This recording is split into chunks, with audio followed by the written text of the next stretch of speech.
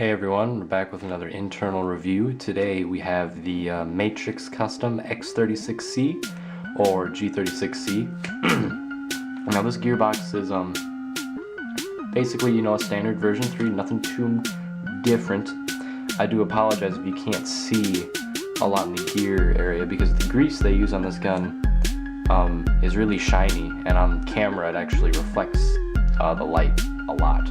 So I do apologize if it is a little bit shiny, but that's just the grease they use. But here we go. Let's start off with the motor of this gun. As you can see, the motor cage is a little bit different. It's just on one side of the motor, but standard design probably. The motor is a short type. It's very similar to a JG stock motor that I have, so I wouldn't be surprised if this is a JG motor. But it's a standard type motor. It is pulling the included M120 spring pretty good. Gets a good rate of fire, not the best in the world, but it gets the job done. So there goes with the motor. Another thing about this gearbox is I couldn't find any signs of who actually manufactures this gun. I couldn't find anything. So for now we're just going to say Matrix manufactures this gun. This gun is indeed a 8mm solid metal bushing, which is always a nice touch. And if you can see, there are some shims on this gun. I did find the shimming job to be actually quite well because the gun was very quiet and sounds perfect when you shoot it. Now the spring guide on here is plastic. As you can see, it's got the plastic fins, and it's got all these like metal washers. These they don't act the same as bearings, but there's just like 4 metal washers right there. So you might want to upgrade this if you do want to upgrade anything. Now the spring on here, this is the M120 version, so you do have an M120 spring. I do recommend if you get the M120 version, you change out the cylinder to a full cylinder. It'll just work better for you. It'll give you more range. I found that with the stock inner barrel and the M120 spring, the range is not the best. So either get a new cylinder, longer inner barrel, or just get the 350 version. The version that is 350 FPS is probably the ideal version to get. This was kind of designed for a 350 spring. Not a lot of the parts are reinforced enough well for a 400 FPS spring, but it's working well so far, so I don't have anything to complain about. Piston on here. It looks like a Chinese, stock piston at first, but it is a little bit different. As you can see, the teeth are actually flush with the piston there.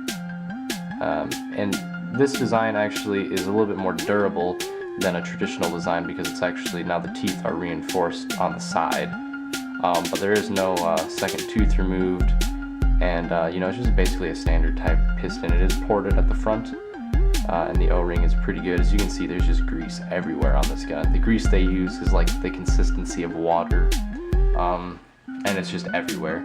So pro or con there, I didn't find the gun whining because the grease was bad. It's just, there's a lot of it.